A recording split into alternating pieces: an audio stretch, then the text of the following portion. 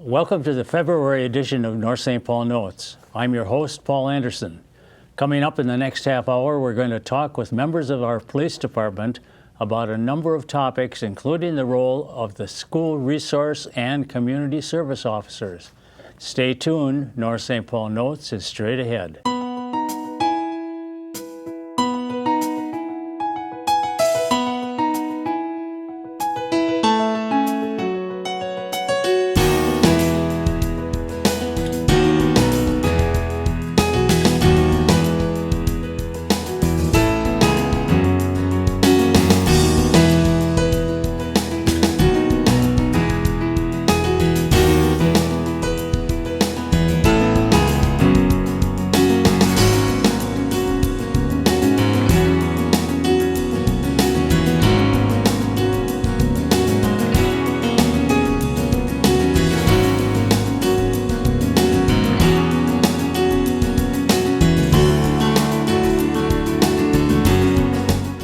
Hello and welcome to the February edition of North St. Paul Notes.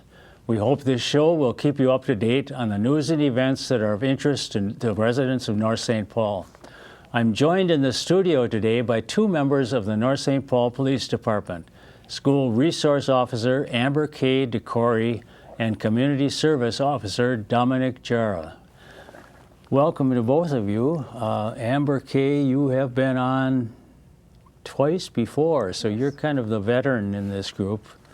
I think it's been about 3 years that you've been with the police department. Correct. And before that, were you in another city or? I was kind of doing what he does for North St. Paul, so I was kind of a cadet or CSO for Brooklyn Park. Oh, okay. And then I was a reserve for a couple other cities before that as well. Okay. Takes a while to get to the place where you want to be, Exactly. I guess, doesn't it? Yes. And Dominic, you have been in the department or with the department in some way for how long? I started as a reserve. I started back in 2014, so it's been about 3 years. Okay. And I've just spent over a year as a CSO. Okay. And a CSO is Community Service Officer. Correct, yep. Everything has its letters nowadays. So. Yep. And I understand you just graduated from a college program? I did. And what was that? I just graduated from Century College Okay. with an Associate's in Science in Law Enforcement and Criminal Justice. Okay. Well, congratulations. Thank you. That's an accomplishment. And so I imagine that experience in education, with your education, has been assisted by the experiences you've had with the North St. Paul Police Department. It was. Yeah. So, and you have other goals, obviously. You probably want to get into some position in a department on a full-time basis. Yep. Yeah. So, well, good luck with that. Amber K., what is your role in the job as a resource person in the high school? Well, I started in September as the school resource officer for North St. Paul. School district is 622, so that district includes Oakdale and Maplewood, but I primarily am just at the schools located within North St. Paul. So my office primary location is the high school, which is North High. And you have an office right there? I do. I have an office right there. I'm not in it a lot because I'm doing a lot of stuff out of it, but I do have an office there. I also am, and we'll start doing more stuff with the elementary schools, which are Webster, Coward, and Richardson. So that job involves visiting those schools. How often do you get to the other schools? Our goal is a couple times a week, but it's going to be more for the community policing aspect, where a lot of my stuff at the high school tends to be more reactive.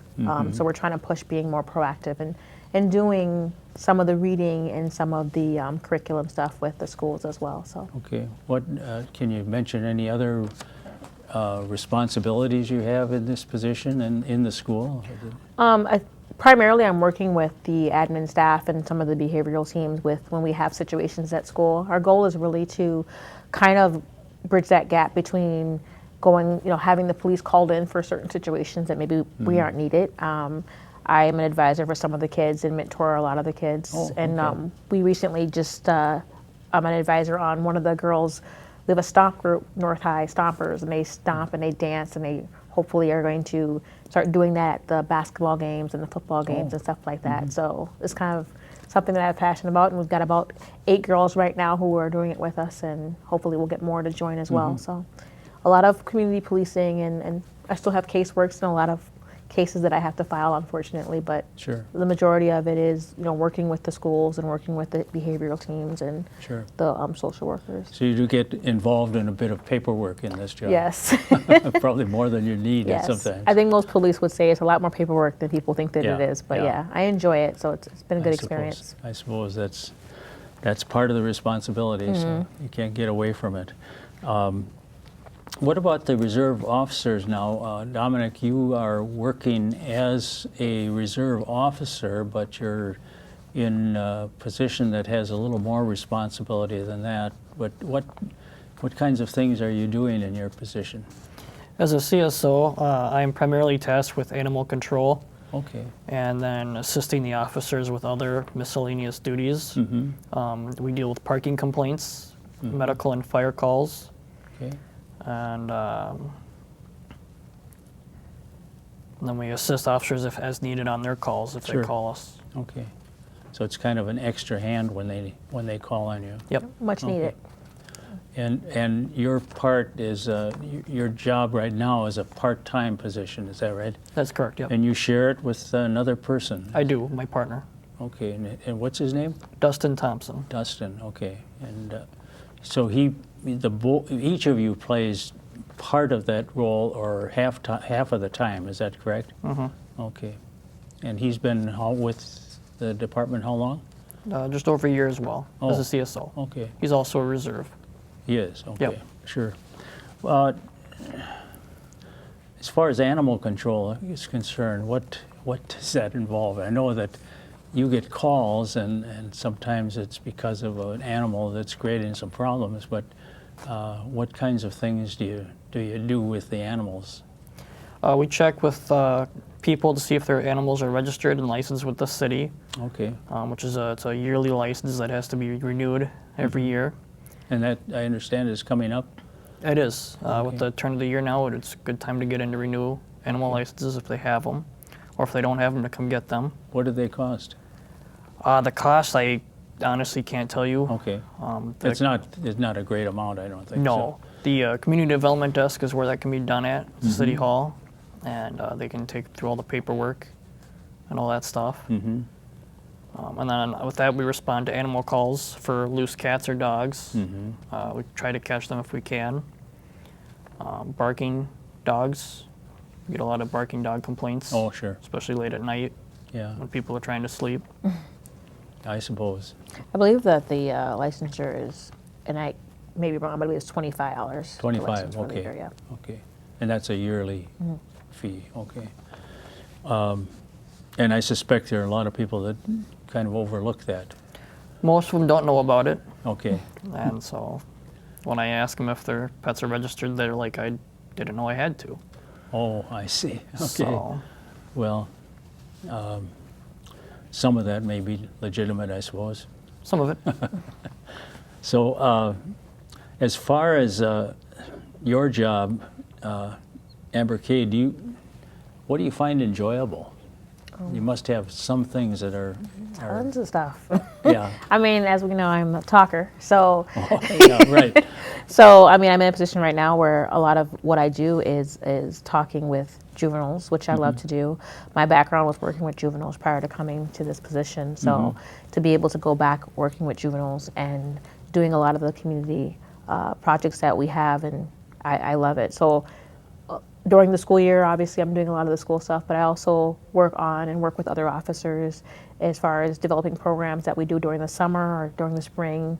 Like the fishing program and the bike Oh, sure. rodeo, and all those things get to come up this summer. So for me, that's enjoyable because we get to go in and talk with kids. We, me and another officer, just yesterday, Officer Lee, went to one of the Cub Scouts meetings and got to present to them safety questions and talked about, what do you do if someone enters your home, and we talk about having a safety spot. So Sure. those are things that I get to do that I really enjoy. And coming up, I'll be meeting with some parent groups for the elementary schools, talking about internet safety and bullying. So Oh, sure. yeah, so for me, I mean, I get to do what I enjoyed doing before I became a cop, and I get to do it in this capacity. So yeah. So the things that seem to please you more are the things that bring you in contact with other people and Yeah. and give you a chance to talk. Yeah, I grew up with some really good community police officers when I grew up in Minneapolis, and so that was Oh, kind of okay. how I modeled officers. And so Okay. to be able to give back the same way that they gave to me, that's kind of my ultimate goal. That's your drive, where the drive comes from, I suppose. Yeah. Yes. Any surprises in your job that you've experienced so far? It hasn't been that long since September. No, but I mean, I worked with juveniles for a very long time, so I think that my level of surprise is a little bit higher than most. So where I don't get surprised too often. I giggle a lot, but I don't get I see. surprised too often. Okay. So Well, you keep a good humor about Yes, it. you at have least. to in this I job. imagine so. Yeah. If you didn't, it'd be enough to get you down. Yeah. Probably. yeah, I'm usually smiling or Yeah. laughing, so Yeah. it works out well. That's good. As far as one of the topics that we talked about was community policing. Mm-hmm. Can you discuss that a little bit? What that means? Well, I think for us, our goal is to create a better connection between community members, business owners, and the police so that we can identify problems before they become a big issue and we can address those. We do that through, we have a police mapping program where the city is divided up into, I believe, 16 separate zones. Each zone is assigned 2 officers, be it sergeants or captains or whomever, and what that does is if you have an issue, you know what officer you can contact. You're not having to kind of contact 15 different officers at the same time. Sure. So that also helps if you would like to do neighborhood watch groups. You can Right. contact your officer.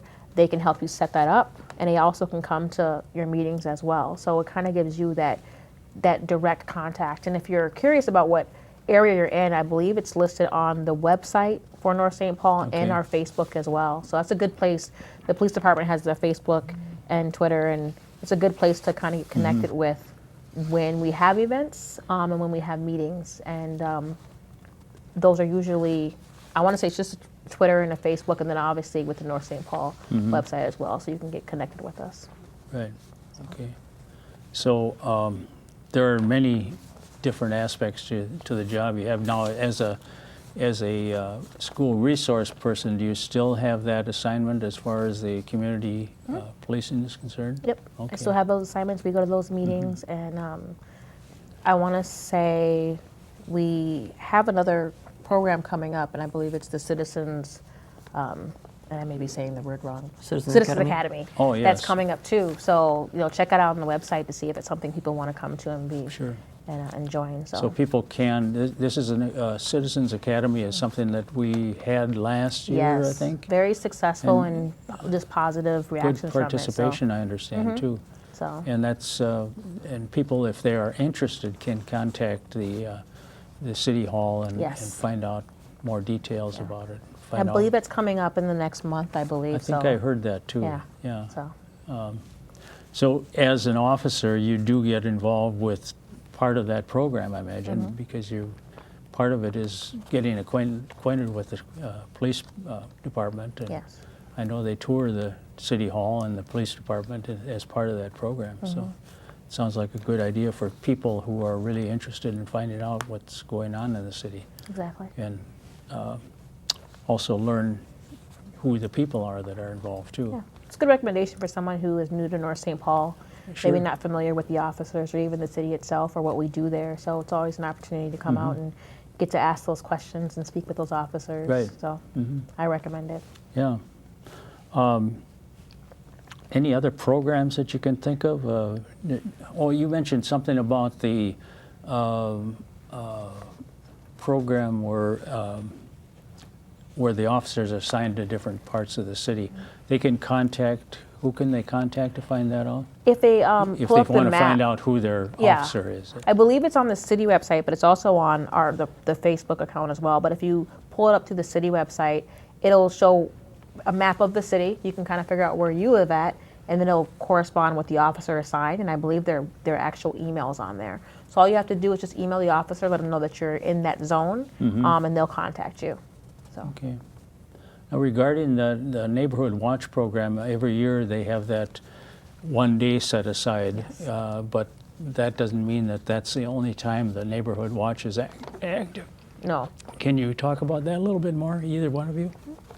I think this summer alone, taking out that day, which usually I believe is the first Tuesday of August, I believe. Throughout the summer, we've had other neighborhoods will do their own parties, and they'll ask for officers, either any officer to stop by, or they'll ask for the assigned officer if they're available to come by for they might just be having some cookout throughout their neighborhood. So we're always available, and we love to come to that. A lot of the parks do it too, and during the summertime, they might have some kind of a park meeting, and they'll ask for officers to come as well. So we're available. All you have to do is contact us and let us know what kind of event you have and who you'd like to, if you'd like for us to show up. And we show up, and reserves and CSOs show up, and kind of do this kind of what we're doing today. So. Is there an organized neighborhood watch for every part of the city, or are there some that are not organized? Not yet. We're encouraging more. We have some that have been doing it for 20, 30 years, Right. and there's some that just started in the last 2 years. We think it's an excellent way to help fight crime, and we encourage every neighborhood to get one. If you're in an apartment, you can do it within that apartment building. But not all the 16 have their own group, but Right. that's something that I think that we should start moving towards. So. Sure. I know that our neighborhood doesn't have one currently that's active, but we do get notices from other areas Yes. on emails saying that certain things have happened and that we should be on the watch for any problems. So, I was going to ask you too, Dominic, about what you talked about animal control, and can you say something about leash laws and? Oh yes, leash laws. The city has an ordinance that requires any dog or cat even, if it's off the owner's property, it has to be on a leash at all times. That includes in the parks. So people are not supposed to let their dogs loose to play fetch, Okay. which I know can be a bummer, but I know, you know, and there are a lot of people who do that, of course. yes, there is. If the dog or cat will stay on the property, it's not technically required to be leashed. Okay. But if it goes off the property, then it is considered at large. So, as far as the leash law is concerned, it's really up to people to kind of watch their own situation, and because there just isn't any way to patrol all of that, and it makes it difficult. It can. Yeah. So people hopefully can pay attention to their pets, you know, if they don't leash them, and keep an eye on them so they're not out running loose and Right. causing problems. Okay. Yeah. But I feel like I would want to see a cat playing fetch in the park. I feel like if you have trained your cat to play fetch in the park, let me know. I will come and enjoy this and maybe not give you a I ticket. know. Also, how many times have you seen somebody with a cat on a leash? You know, I'm actually going to look for this now. It's out there. Go ahead and give me an I've seen email. it. Let me know. Have you seen it? I've seen it. Because I've never seen that. I haven't either. I might stop for that one. That would be an unusual sight. I Yes. think. It was. Cats just don't take to the leash that well. No. They don't take to anything like too it. well. You might get a high five from Officer Corey Yeah. if you're walking around North St. Paul with Right. a cat on a leash. Right. Yeah, that would be an experience. What about this? I know that there's a drop box for prescription drugs at City Hall. Can you talk a little more about that? Yeah, so right in front of our police department counter, we have a large green bin, and the bin's got a door that you can pull in and drop old medications. We take basically everything from ointments, creams, pills. We even take pet medications. And then, so myself or my partner, CSO Thompson, we empty that usually once or twice a week. And then after we've gathered a few boxes of that material, we bring it to Ramsey County and they incinerate it. Okay, so it's a way of getting rid of those things so that other family members don't get in contact with them. And that's a big thing, especially with Big problem. older family members might have pain medications and such Right. that you don't want younger teenagers or youth to get in contact with. And it's also a good way just to clean out old medication instead of flushing it down the toilet. I know. It's easy to keep all those things and not think about them. Yep. But then somebody else, be a family member or others, might find them Yeah. in a medicine cabinet, and that becomes a real danger. As far as community policing is concerned, you haven't been at it long enough, perhaps, Amber, but have there been a lot of changes in that area that you can talk about? I think with community policing, I think it kind of goes with what's going on in the times. I think there's been periods of times where we've pulled back, and there's been periods of times where we have to kind of push forward and add more programming. I think right now with just media and just different perceptions of police officers, it's really important to get out there so people can get to know us and we can get to know you. So last year was the second year we did the bike rodeo. This year hopefully will be the third, and we changed that according to kind of what the city needs or what they're asking for. So, you know, if a community member feels like there's a program or something that they would like to see, let us know and we can see if we can incorporate that. So it's forever changing. It's kind of based on what the city needs and what we can provide. Okay. Well, I'm sure there are other topics that either both of you probably might have as a favorite subject. Is there anything like that you can? I mean, we can talk more about the cats on the leash or no. Catch and release. I said cats on the leash. Oh, but cats on the leash. other than that, no. That probably we probably exhausted that topic. It's going to be stuck in my head all day. Yeah. Well, that's interesting to hear about these things. And how many police officers are there in North St. Paul now?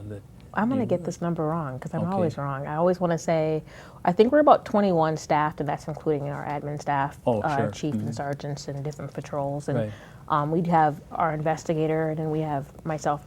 So during the school year, our roles are a little bit different. And during the summer, we might have more patrol Okay. and less Yeah. on those Yeah, private missions. So. You have to be doing something during the summer too, I guess. Absolutely. So I'll go back on patrol during the summer, and when there's days when there's school out, I'll be on patrol or I'll be doing other things as well. So Do you miss the patrol that you're now in a different job? it is nice. I would say most officers become officers because being in an office isn't for them. So being Yeah. in a car and being able to see things every day is different. It's not the same, and that's kind of the lure with being an officer Yeah. for many of us. It's the freedom of being able to travel and be in a car. So there's days where if I'm in the office all day long or working in the school and Right. not outside, I miss being in the patrol car. So it's nice to get out Sure. and do around. So I suspect there are a number of people that don't understand why it takes so many officers in a small town like this, and you probably hear that sometimes. all the time. And I think it's not hard for you to justify. And some of the things that come to mind, maybe what I know it's round-the-clock staffing. Yes. Yeah. I think if we live in a city where people question why we're needed, I think we're doing our job. I think that when you're in a city and the complaint is we need way more officers, we're not getting our needs met, then there's a concern. Sure. I think we do a really good job in North St. Paul of taking care of what we need to take care of, and citizens feel like, oh wow, I didn't see you, or I haven't seen you in a while. We're extremely busy, but we make sure that we handle everything that comes across our desk, Sure. and I think it's a compliment to hear, well, I don't know why we need so many officers. Well, you've answered that Yeah. question. So. Yeah. I go back to the time in North St. Paul.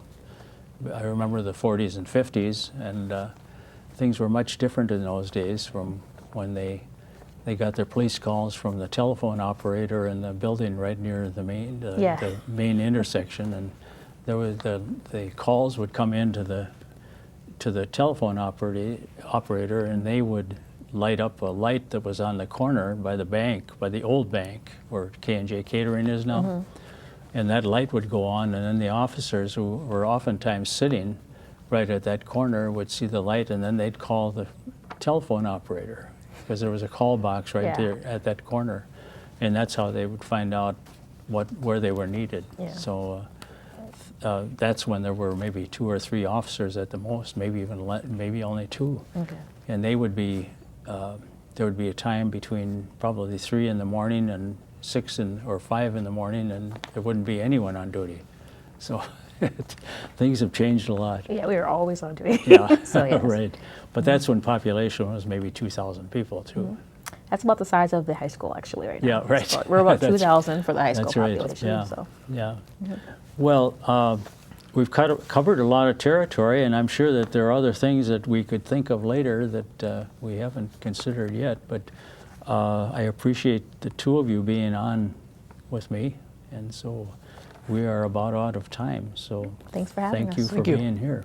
So we've been talking to Officer Amber K. DeCory and Community Service Officer Dominic Jara. We're out of time on this month's show. Join us again next month when we'll bring you more news about North St. Paul. I'm Paul Anderson speaking for everyone at the City of North St. Paul. Thank you for watching.